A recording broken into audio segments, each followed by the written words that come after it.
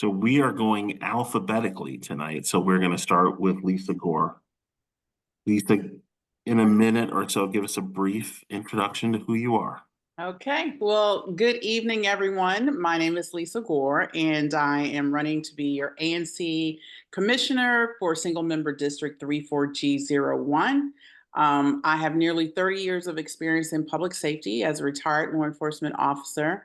I've lived in a Hawthorne community since 2000 when I married my husband. He has been in this area even longer than I have. We've raised our son here. He was a student at Lafayette Deal in what is now Jackson Reed. So we've been in a neighborhood for a long time. I understand the importance of community and the diverse voices within it. My mission is to empower our residents and ensure that our needs are met as we navigate the various complexities of government actions that affect our daily lives. I firmly believe that our community thrives when everyone is heard, and I'm committed to fostering an inclusive environment where different perspectives can come together, whether it's addressing the issues that we have for the need of affordable housing on the Chevy Chase Civic Core, public safety issues, advocating for our kids in schools and education. I'll prioritize your input and ensure that it shapes our communities. Lisa, your minute's up. I'm done. Thank you so much.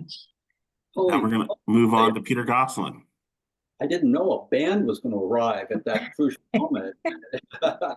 I'm Peter Gosselin. I'm a 30-year resident of Chevy Chase, 25-year resident of the home I'm in right now at the corner of Military and Chevy Chase Parkway. I'm running for ANC District 6, which is largely the west side of Connecticut back to Friendship Heights, with a peninsula to the east where I live that stretches between Connecticut and Nevada. I really dislike the term retired, but I would say that I am no longer receiving W-2 income. For 45 of the last 50 years, I was a newspaper reporter for the Boston Globe, the LA Times, ProPublica. I've been a speechwriter for the Treasury Secretary during the financial crisis, was on the first implementation team of the Affordable Care Act, and since 2021 have been commissioner on the ANC, which is just as challenging as any of those other jobs.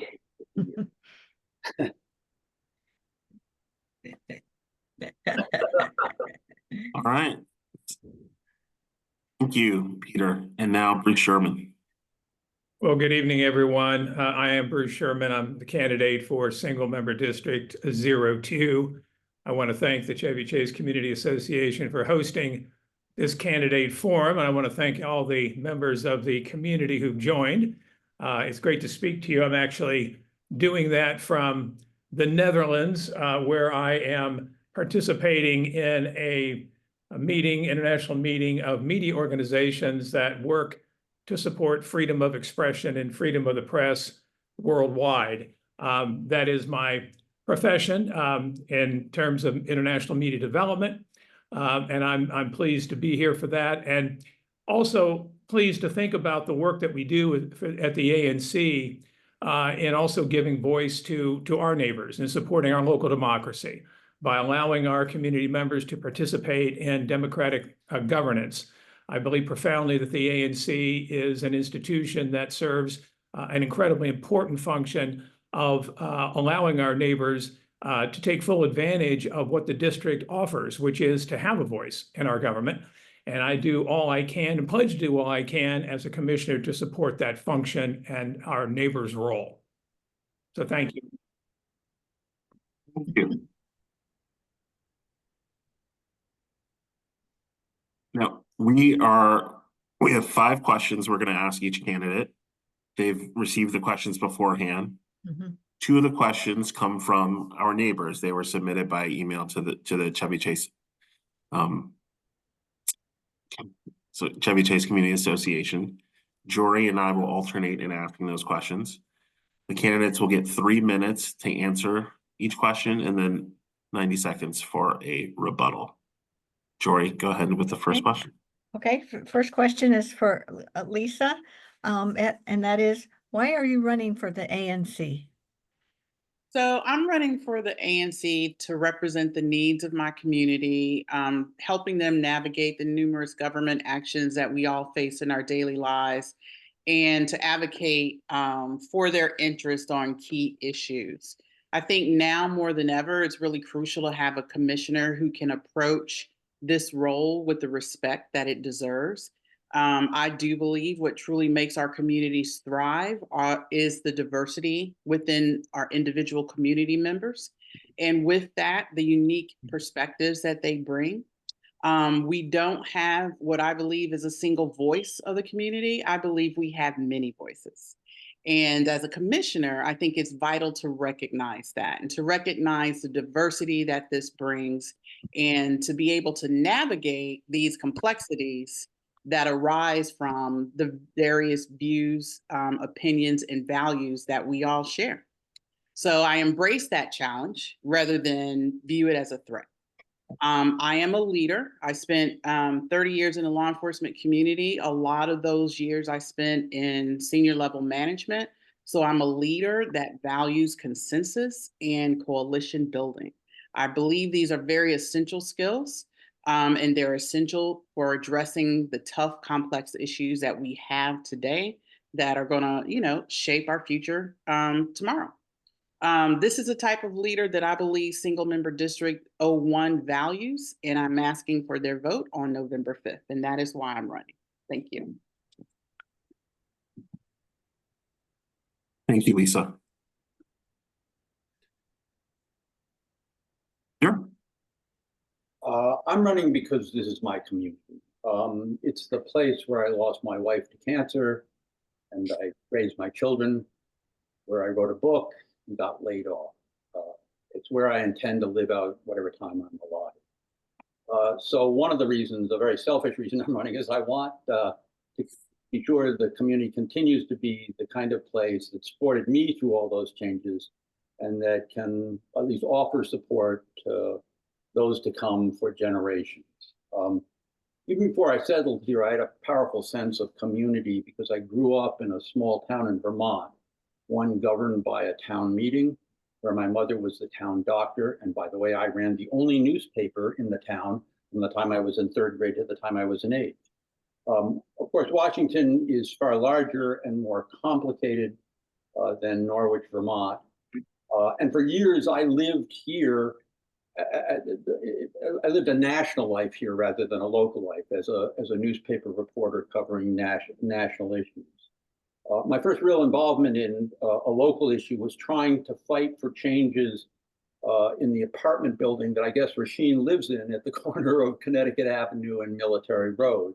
Our idea was to try to get the developer to step down the building to make other changes that would help make it to fit the scale better of the community where it's located. We lost every round. I took away at least two lessons from that.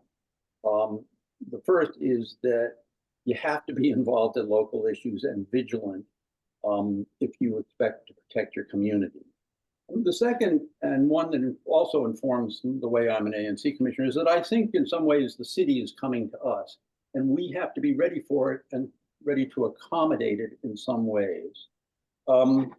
My second involvement in local issues was of much smaller scale. The road next to me was very dangerous, and I actually managed to get a stop ahead sign painted on the pavement and some bollards put up that slowed people down. My idea is to marry those two things. If we could marry those, we get a politics that really matters to people. If I had to sum up in a campaign slogan, what I brought to the issues here, it would be that I'm for some change, emphasis on some. I think we have to be willing to accept and make room for some change, but change that is appropriate to the scale of the community. And that's what I want to carry into the next term as ANC commissioner.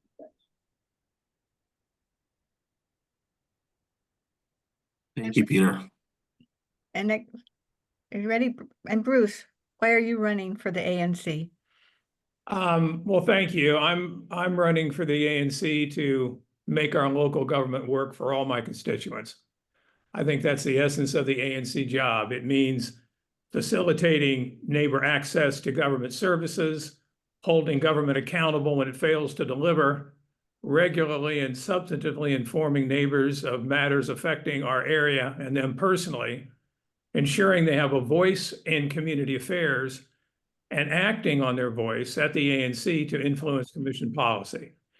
I think when our residents feel informed, engaged, heard, and served by government, and keep in mind that we are the first line of government for many of our residents, they feel government is working for them.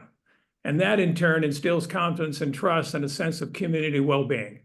I can't, of course, as just one person, single-handedly ensure that the government is always going to work, but certainly I can try. And I feel that we have an extraordinary opportunity with the ANC to empower our neighbors to have a voice, to reach out and engage them. And I believe that we are in ANC 34G extremely fortunate to have a community that is by and large engaged, very well informed, and ready to participate if we reach out and engage them. It is the case that we see for a given meeting that we will have 50, 60, 70 or so participants typically, and if it's a hot issue, we'll have more than that. But we have 15,000 residents in Chevy Chase. Each single member district has at least 2,000, in my case, like 2,100, 2,150. And it's our job, my job, to make sure that I'm keeping them informed, that I'm offering them an opportunity to engage, and when they do, that I listen to them. And as I have knocked on doors across my single member district, campaigning a couple of years ago, and since as commissioner, and as I've done my regular newsletter, comes out about weekly, and I get feedback from my neighbors, I'm impressed continually by how dedicated people are and interested they are in the community. But often they just don't have time because their professional lives demand their attention. They have children. They can't come to meetings. And so it's incumbent upon us in the ANC to reach out and engage them and bring them into the process. So I see myself in that regard as an agent of our local democracy, and the ANC as the agency. And I pledge to do everything I can to extend the franchise of democratic participation. That's why I'm running. Great, thank you. Thanks. Does anyone want to respond to what we just heard from anyone? Well, I'd like to say something. I think there's another theme I'd like to bring to the table in the next 2 years. And that's that we're neighbors in a small town. We fought too many battles in the last couple of years as if they were existential. They were right versus wrong, pure versus corrupt, light versus dark. And who knows, maybe the issues are, but the people are our neighbors, and we need to understand, and this is a lesson I learned from going to town meeting from the time I was in first grade. The people we're fighting with tomorrow are the people we live with. We fight with today are the people we're living with tomorrow. And I think if we could remember that and bring down the temperature some, it would be as community making as anything else we do. Okay. Should I go to the next question? Are we, for this segment though, how do you wish? You don't have to, or you could take another minute and a half to say something or respond to what Peter said. Just to build on what Peter was saying and offer the perspective too that democracy, and I say this because, again, I work with international media organizations in some of the most fraught environments in the world. And supporting democracy is a very difficult thing across the world. Again, we're very fortunate in our area. But it's also difficult at times to hear all of the different groups and people, individuals who cry out to be heard because they feel in one way or another that they haven't been heard, they haven't had an opportunity to have their views taken into account.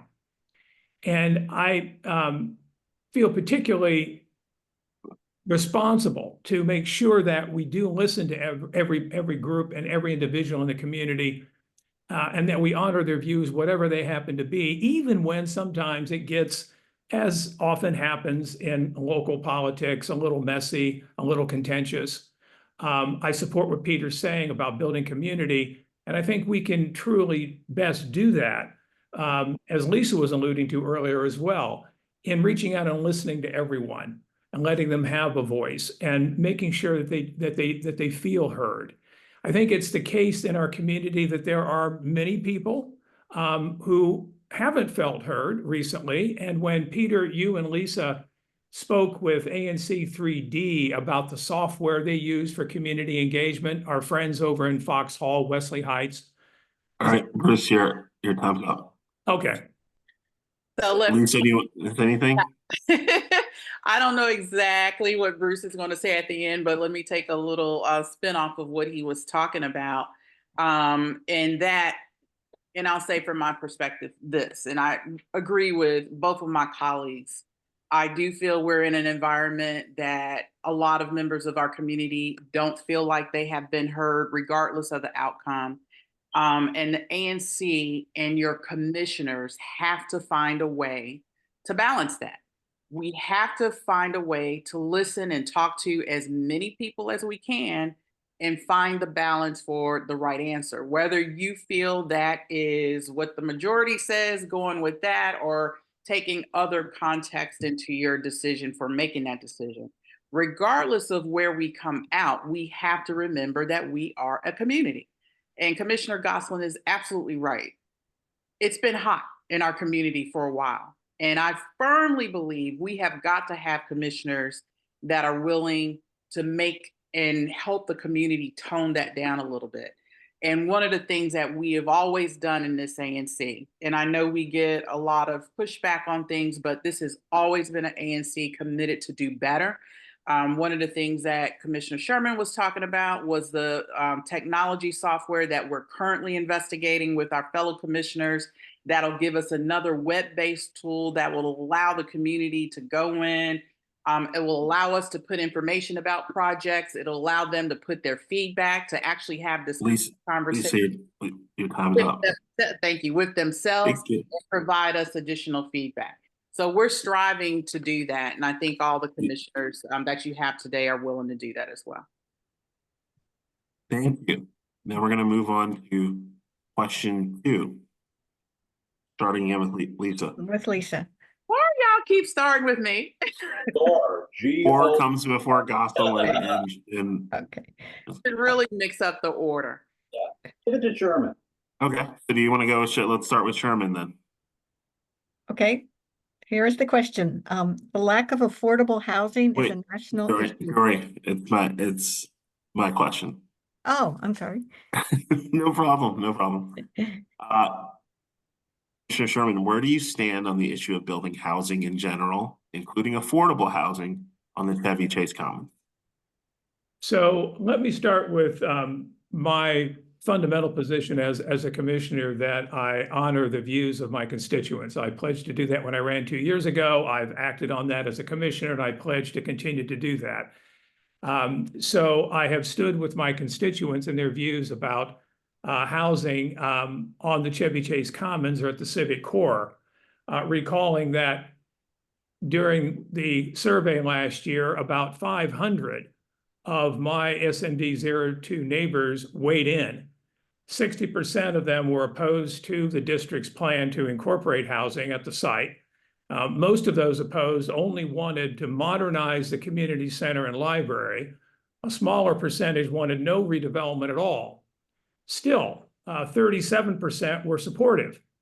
So I reflected our neighbors, my constituents' views in my vote and dissenting opinion last December when the ANC voted to endorse the district's plans. As to housing elsewhere on Connecticut Avenue, in April of this year, I asked our neighbors for their views on the proposed upzoning to allow greater height and density to accommodate more housing, including affordable housing on Connecticut Avenue. I had about 260 of my constituents respond, and a near identical percentage, 61% to be exact, was not in favor of the upzoning. However, in the remarks they made, and I left an opportunity for them to respond with open remarks, they expressed openness to housing broadly, provided height and density were moderate. They just didn't want Chevy Chase to become another Bethesda, many of them told me. Based on those views, I helped lead with Commissioner Gosselin a commission effort to persuade the zoning commission to limit building height to 60 feet with 60% lot coverage at the commons and 75% elsewhere. Ultimately, the zoning commission declined. More recently, St. John's College High School, as many know, is acquiring the Forest Side retirement property at 27th and Military Road. I've noted this in my newsletters to my constituents. St. John's will only renovate the interior. They're not going to be expanding the footprint of the property to provide administrative offices and 15 to 20 affordable housing units for the school's faculty and staff. I consulted with my constituents. Jim Nash consulted with his constituents well in advance of St. John's actions, and they posed no objections. And I cite this to exemplify the fact and illustrate that housing is not universally opposed by our residents. We need to look at creative ways of expanding affordable housing, and we need to do it in a manner that achieves as much community buy-in and support as possible. I think it's critical that everything we do to recognize that we are going to be far more successful in building community, as Commissioner Gosselin mentioned, when we bring everybody along in the community with us in that process. That's been my response, Rasheen, to the affordable housing issue. Thank you. Commissioner Gosselin, same question. Well, I'll repeat it. Where do you stand on the issue of building housing in general, including affordable housing in the Chevy Chase Commons? I am not conceptually opposed to housing at the community center library site. As we've debated this issue over more than the 4 years I've been on the commission, there is a group that is absolutely opposed for a variety of reasons. Mostly that this is a very heavily used site as is by the two public institutions that are on it, the library and the community center, and the playing fields and sitting areas. And so I understand their view. I also have sympathy for their view because of, I think it is driven in substantial measure by fear about what developers could do. At the extreme, it's that we'll end up another Bethesda. I don't think that'll ever happen, but I understand the fear of that. But it's sort of consonant with my view of some change. I don't have a principled objection to housing at the site. I do think that what we're going to discover this fall or early next year, when the city starts releasing some of the information about the proposals that they accept, is that what is being proposed, I think, but I may be wrong, is going to be very big. And I do have a problem with a development that includes so much housing that the structures are out of scale and they overwhelm the public institutions and the public uses of that space. I'm particularly concerned because this development issue comes to the fore at a time when the city's housing production trust fund is, if it's not bust, it's basically what funds are in it are already committed. But again, I go back to this issue of I can accept some housing, and I wanted to just address something that Bruce said in his comments. Much has been made, and rightfully so, about the survey results that found something like a 40-60 split against housing and affordable housing at the community center site. One of the lessons I bring from my childhood and from town meetings is because we're a community, the 40% count too. It's not either or. What we need to do is find solutions that are and it may be okay to just go with the majority on a national issue. I mean, I'm going to be fine with it in the presidential race, but on local issues, we live with the people who want more. They're going to be here when this whole thing is gone, finished, and the decision has been made. We need to find a solution that brings along all or most of the community.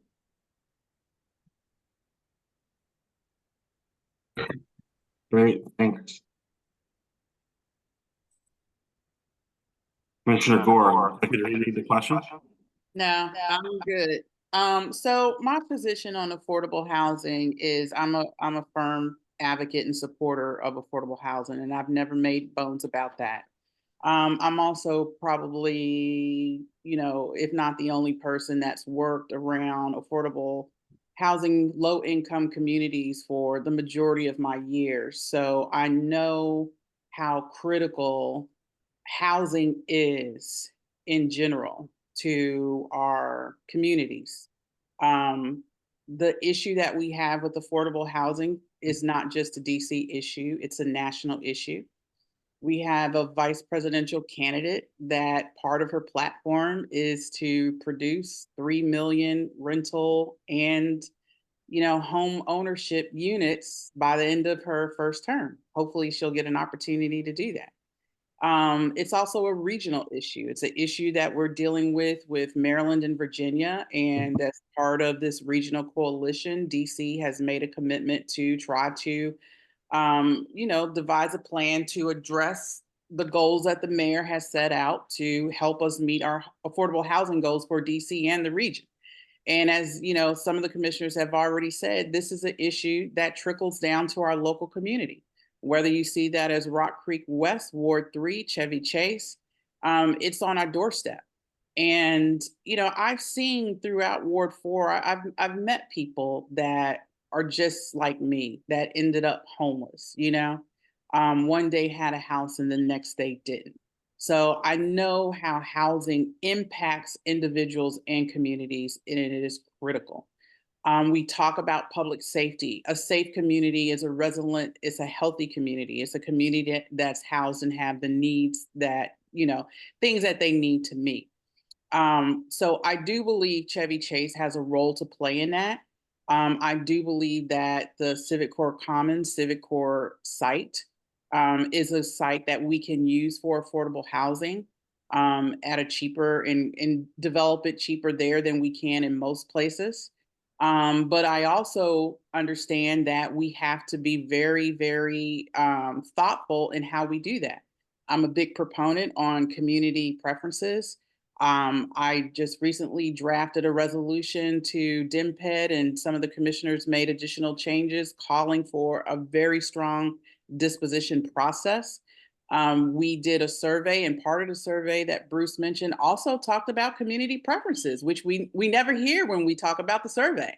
But the majority, that survey was to find out what our community preferred. So we have a long way to go, but I am encouraged that we will get there. Thank you, Lisa. I love this. I love this music. I just think I hate it. I feel like I'm in the bow of the Titanic, All right, so each of the candidates gets 90 seconds to respond to anything they heard. Why don't we start with Peter Gosselin?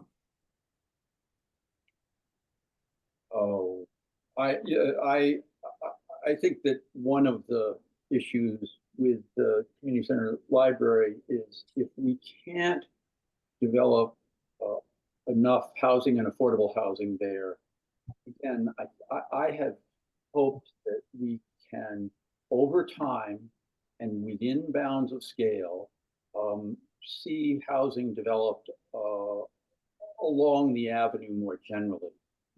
Now, I understand this is not, this can be on somebody's wish list, but it doesn't mean that private property owners suddenly decide, no, we're going to do this for the public good.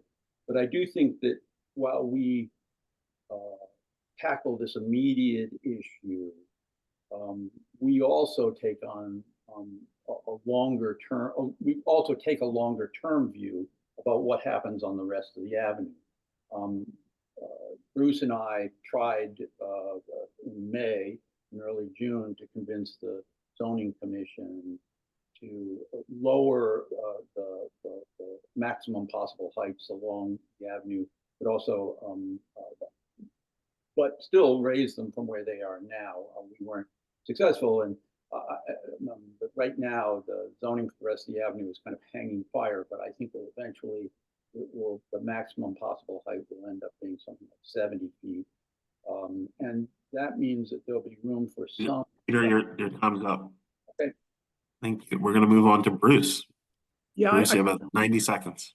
Yeah, I want to build on what Peter was just saying, because he and I did join together to try to persuade the zoning commission, as we've said, to accommodate citizen concerns about building height and density and so forth. Again, in listening to the community, as I have sought to do in a very detailed and specific way, I have not heard an opposition to affordable housing or more housing.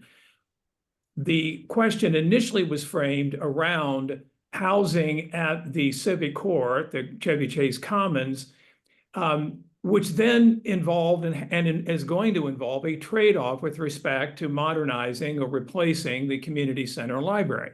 And we all have to recall that back around 2017, 18, the ANC and the community were looking at modernizing just the community center. And the community had that very much in mind. And then the proposition shifted. So I think we have to be mindful that there is going to be a lot more housing on Connecticut Avenue, have to take that longer view of what is in the offing. And notably, if I recall correctly, the Office of Planning's own assessment of the impact of reducing building heights in the way that we had proposed, that is to say, Peter Gosselin and I representing the commission and going to the zoning commission to have building heights at 60 feet, would not have reduced the amount of housing on the avenue. It would have reduced the amount of housing. Bruce, time is up. Lisa, 30 seconds. So I just wanted to reiterate, you know, kind of the last thing I was talking about prior to getting, you know, caught on the time, is the thoughtfulness of the development process. And I think that's kind of also what Bruce and Commissioner Gosselin were going into with some of the avenues that they were taking and some of the shifts that you see with the ANC in terms of those zoning proposals. It is really, really critical. And as much as I am, you know, an advocate for housing, to make sure that we have the community involved in this process and that we listen to some of those core issues. And we know density is an issue with our community. Even the people that are strongly supporting affordable housing don't want it to look like downtown Bethesda. You know, they don't want tall buildings. They don't want things out of scale. They want to keep green and open space. They want a density that's in proportion with the community. And I think, you know, what you see is a commission that understands that, and some of the last resolutions that we had. And that's why I keep talking about and keep putting on folks' mind, the survey was about community preferences.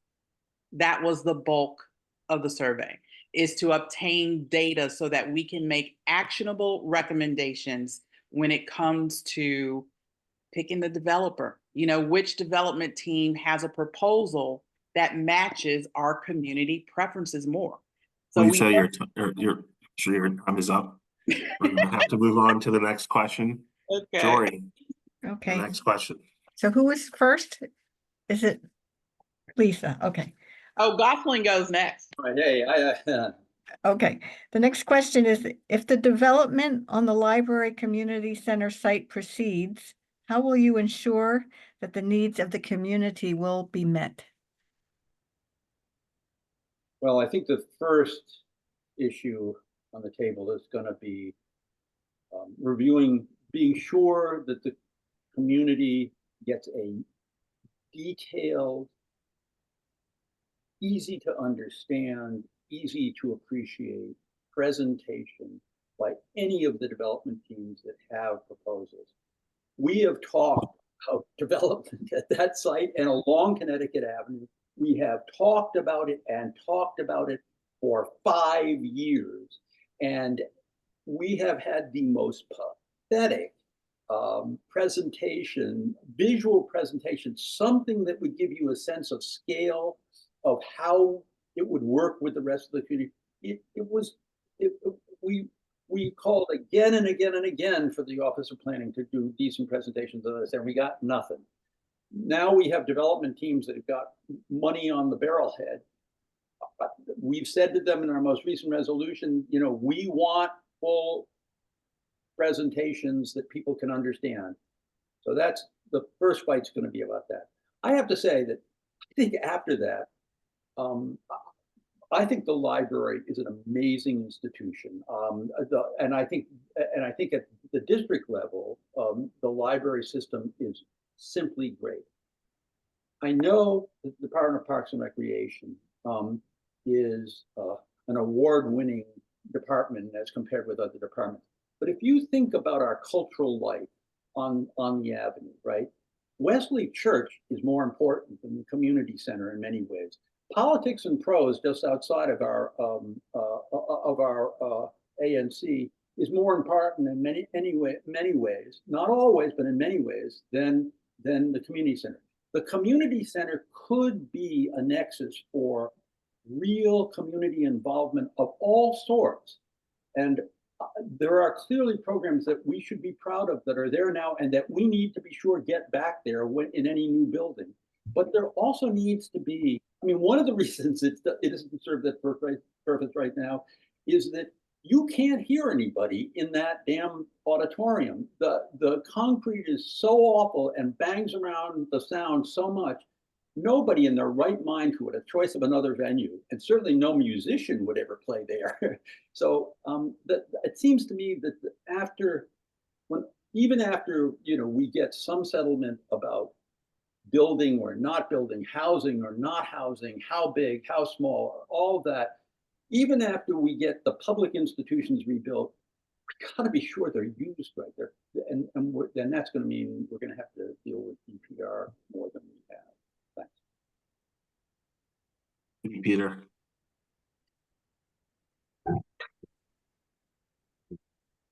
Corey, do you want to repeat the question? The two. Is this for Bruce? Yes, this is for Bruce. Okay, I'll repeat it. If the development on the library community center site proceeds, how will you ensure that the needs of the community will be met? Well, I'll echo what Peter and Lisa have also said, and that is that we have captured a tremendous amount of data on community preferences.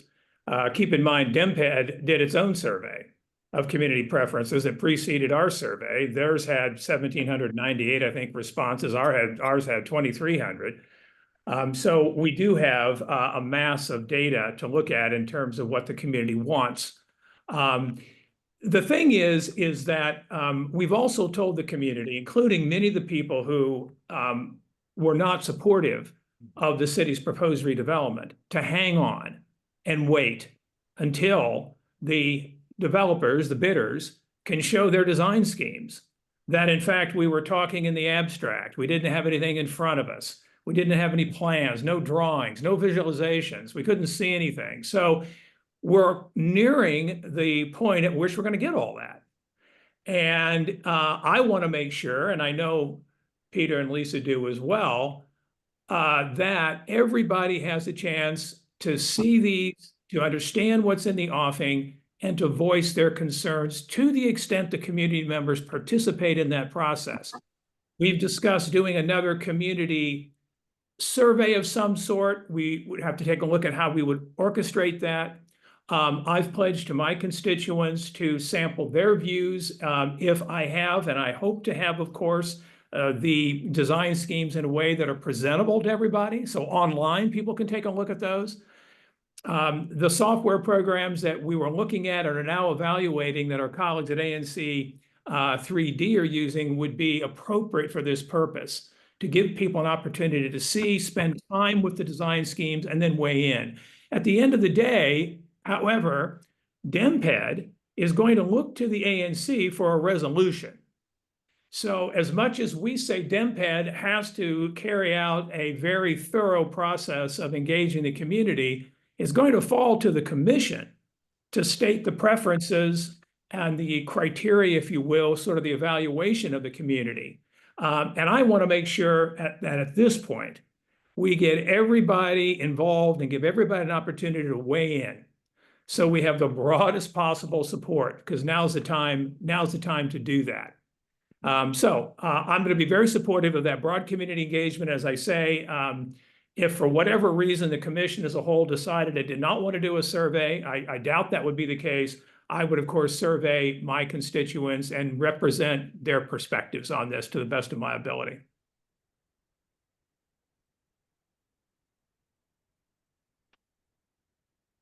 You're muted, Rasheen.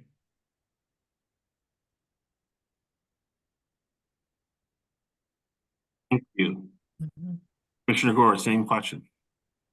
So I recently invited DEMPED to give the ANC and the community an update on where we were in the process. And the submission deadline for RFPs closed on August 28th.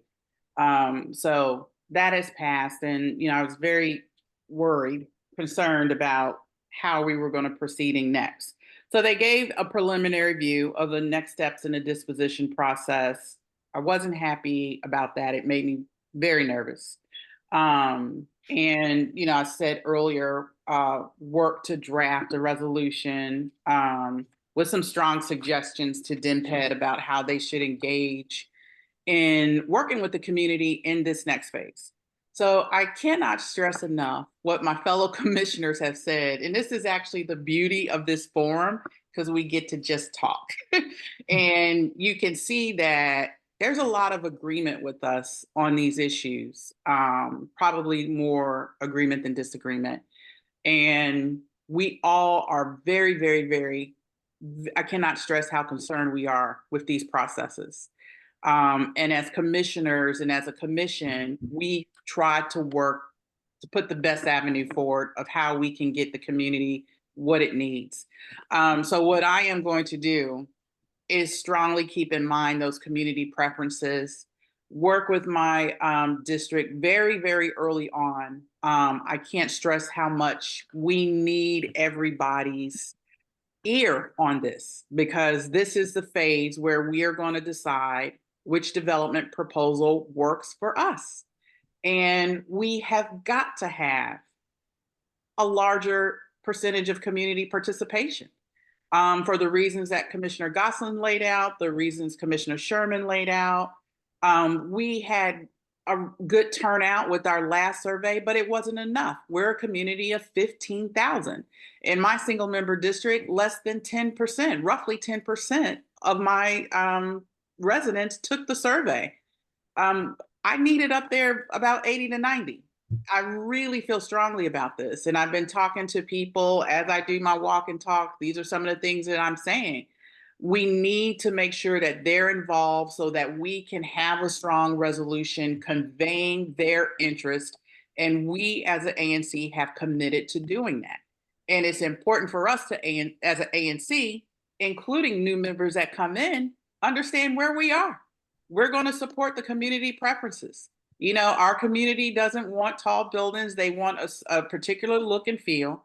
And we've committed to trying to do that and trying to, select development proposals that get them there. And we know that's going to be a trade-off with affordable housing. We know that. But it's going to be trade-offs in this process. And that's what we're committed to doing.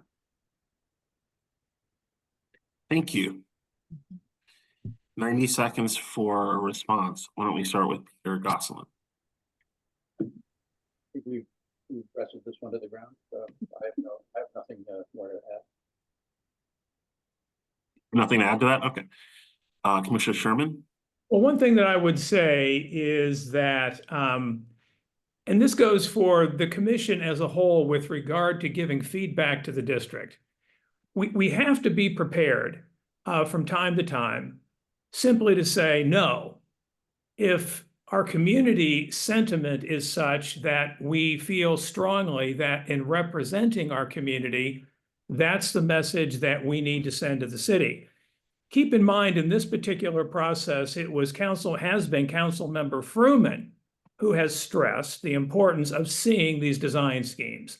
And he's told the community many times, hang on, wait till you see what the developers come up with, and then we'll know where we go. And he's been one who has said, if the proposals don't meet my criteria, I too will say they need to go back to the drawing board or we go in another direction.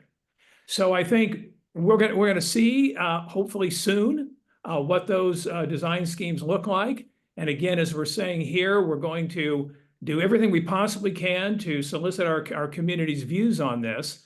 And at the end of the day, we also have to be prepared to say none of the above if that turns out to be the case. We don't want to be in a position of taking an unsatisfactory outcome for the community because of DemPed's desires to move forward. So I just want to sound that note. I'm anticipating that there will be design schemes that the community can live with. But I think it's important to identify that we have that responsibility as well. Thank you, Commissioner Gore. Would you like to add what you said earlier? No, I'm good. Okay. It's been made aware to me at 7:48, and we still got a couple of questions to go. So what we're going to do is eliminate the 90 seconds of rebuttal response and just go with 3 minutes for each of the questions. The next question is, what specific initiatives do you propose to improve public safety? Why don't we start with you, Commissioner Gore? All right. So I've worked in the public safety arena for a long time, and I do believe that one of the most important things that you can do in terms of either being a public safety official or being a public servant, helping community members through public safety issues is making sure your community is informed and empowered. So making sure that, and this is what I've done as ANC commissioner in 01, I've hosted MPD at my home when we had rashes of car break-ins in single member District 01, which typically happens in our area, and that happens to be the biggest crime issue that we generally have. It's pretty much seasonal, so it pretty much occurs as soon as the weather peaks. We'll start having rashes of car break-ins. It can also be cyclical in terms of some years are not as bad as other years, but this past year was fairly bad. So I have a very strong relationship, not only with MPD's 2nd district, but most folks don't know our side of the ward, we are also served peripherally by MPD 4th district. So as a commissioner, I work really hard with both commanders, their staff. I know 4th district staff, just like I know 2nd district staff. I also work hand in hand with 4th District Citizen Advisory Council, which serves MPD and is a liaison between MPD Ward 4 and the community. So that is critical as a commissioner to have and build those relationships. I've also worked with Commissioner Gosselin on issues throughout the ANC, for example, the apartments on Connecticut Avenue. So getting ahead of issues, me and Commissioner Gosselin were out there almost 2 years ago trying to work on some of the issues that we saw coming down the pike. And we're still trying to tackle those. Working with our business districts, a lot of times they're on the front end of things that we don't see necessarily in our communities, like retail theft. I'm sure people in the district, just like I was sitting in the CVS when a guy came through with his shopping cart and cleaned out every aisle he could get his hands on. And the CVS pharmacy line was backed up, and I, like everybody else, was stunned. I mean, we looked at this guy like, okay, and he ran out the door. So it's important for us to work with, our business district to make sure that, we address issues that they see. We've had fights break out in the Safeway, all kinds of issues. But the most important thing is that our neighbors are informed. I want MPD to respond to issues immediately. We're having protest issues in my district right now, and I know MPD is on the case. I want them to know the community members, and I want the community members to know and feel comfortable with MPD. And that's how I approach public safety generally in my district and throughout the ANC. Thank you. Gosselin, would you like me to reread the question? No, sorry. Okay. I want to start by saying that one of the biggest surprises you have when you start as a new ANC commissioner is that MPD starts sending you like their event calendar, their event reports, and their arrests. Crime is coming up Connecticut Avenue, but we need to be clear. We remain an incredibly safe neighborhood, certainly vis-a-vis the rest of the city. It doesn't mean that we shouldn't be vigilant, but it does mean we need to be realistic about how much of a threat we face. I think what's striking about where the dangers are that they are not as much broad daylight events as they are things that happen in apartment buildings or in corners where homeless people, unhoused people park themselves.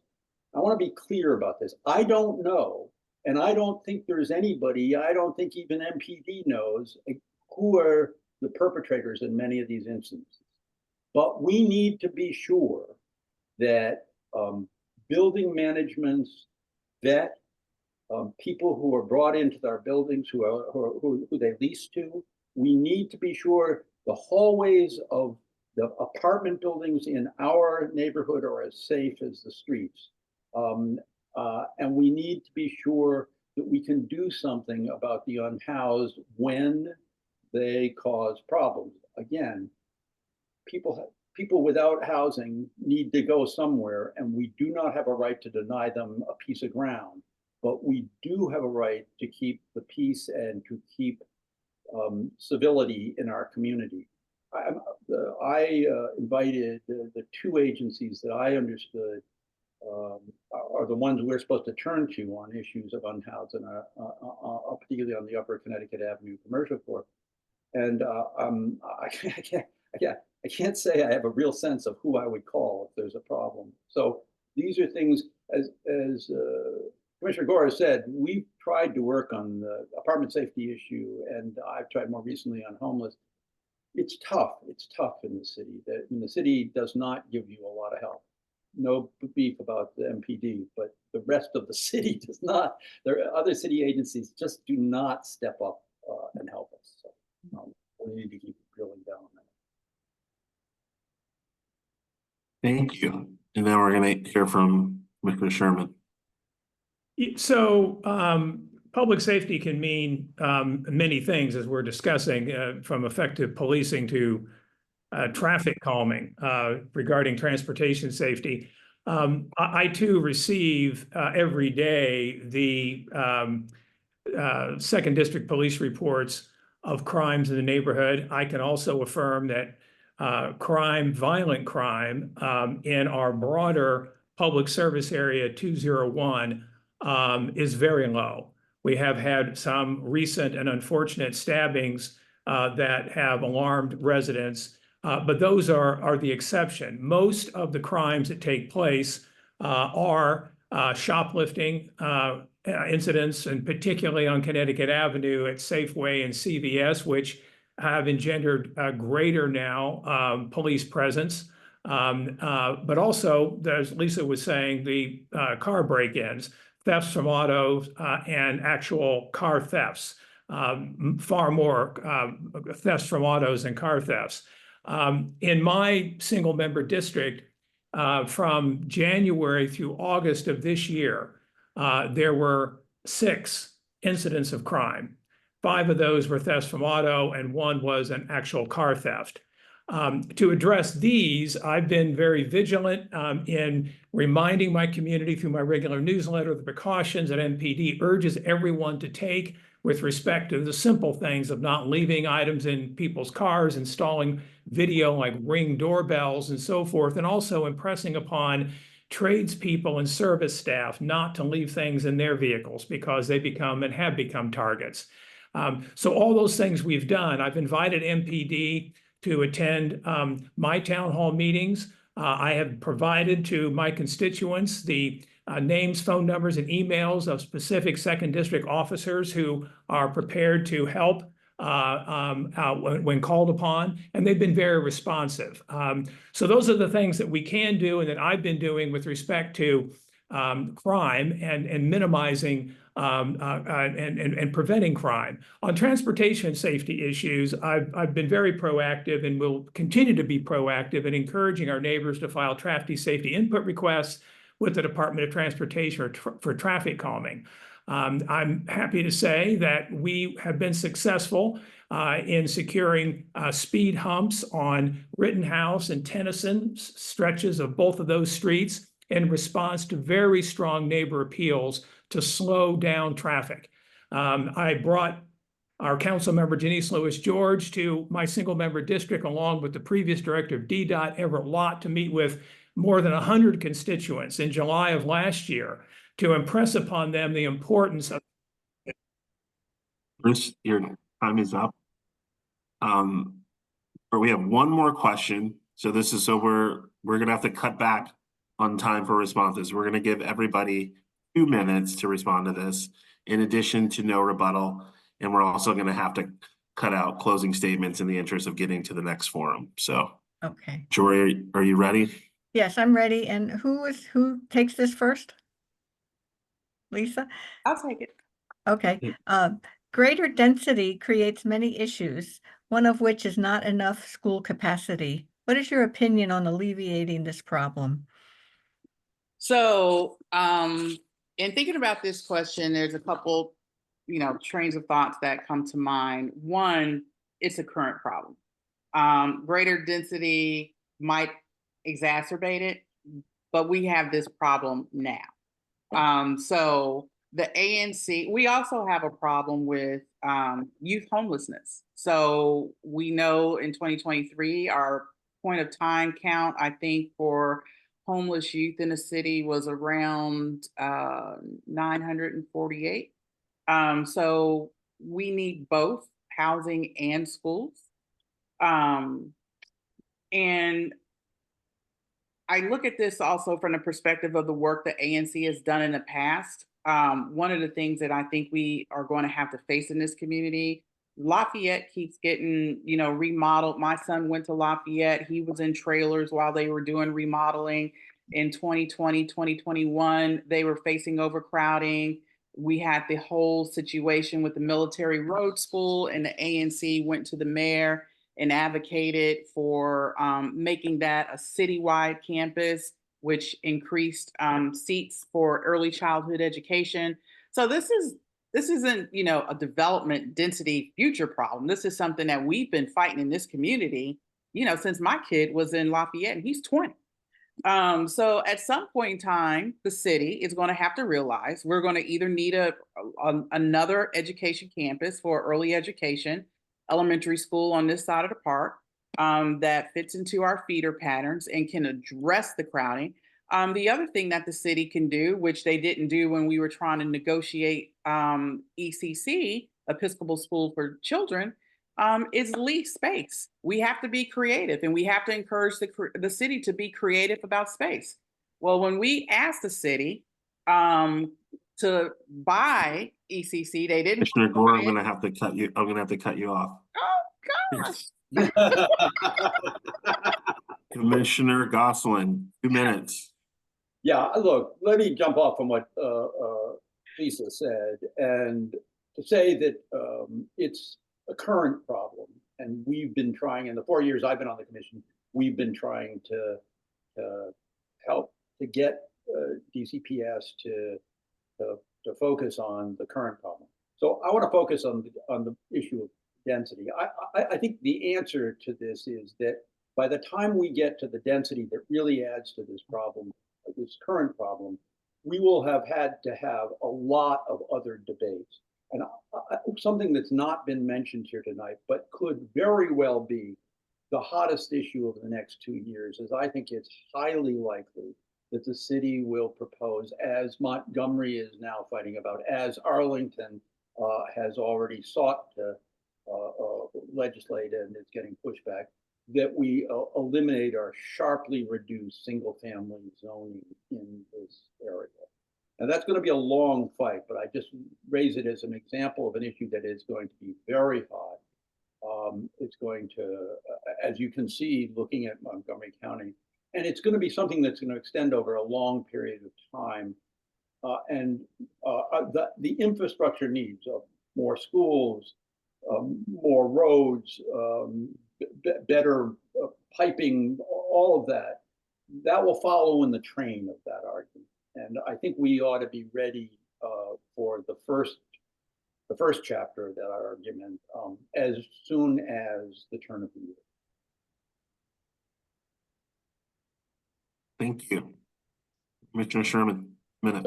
Let me pick up where Lisa left off. And Lafayette has a current enrollment of 946 students. So when our kids went there, the enrollment was 450, to Lisa's point about her son being in a trailer on the field at Lafayette. This is not a problem that's coming, it's a problem that's here now. And we have to address it. Lisa was alluding to the Episcopal Center for Children. They're a constituent. The school resides in my single-member district. The school sits on 2 acres of total. The school buildings sit on 2 of a total of 7 acres. 5 acres have been leased to Murray for their athletic facilities. The buildings that ECC occupies were recently renovated, 2 of the 3 buildings, to support an after-school program and eventually support the resumption of their therapeutic program for children roughly in the ages of 3 or 4 to 12 or 13. However, there is surplus space there. And to the point Lisa was mentioning about potentially leasing that space for overflow at Lafayette, pre-K 3 to 1st grade or pre-K 3 to 2nd grade could potentially be done out of ECC. And it's something that I'm reaching out to ECC. I talked to Stephanie Nash, the director of the school, last year about this, and she said, my plate is full right now with starting our after-school program and, of course, the build-out of the athletic facilities by Murray. But this is something that she said that they would potentially take a look at some point. And I think now's the time to go back and say, could we look at this in collaboration with DCPS? It would help ECC in that they are also looking for additional revenue streams, frankly, to sustain their enterprise. And it would be very much supported and welcomed by parents in the neighborhood to have a place where their kids can go to school and not in crowded facilities, but nearby. So it's something I think we need to be looking at, and I certainly will be paying attention to that. Thank you, Commissioner Sherman. It is 8:04. We've went a little bit over. I want to thank you all for a collegial and polite and very substantive conversation about the issues facing our neighborhood. We are now going to be moving on to the forum for single member District 5. So if anyone who's not interested in learning more about those candidates, feel free to drop off the Zoom. You're going to take us off the camera here, right? I am, yeah. Are you going to switch us to participant, Rasheen? Because I'd like to stay on for this. I am, yeah. And I'm going to stop recording. Thank you. And I'm going to ring off. It's 2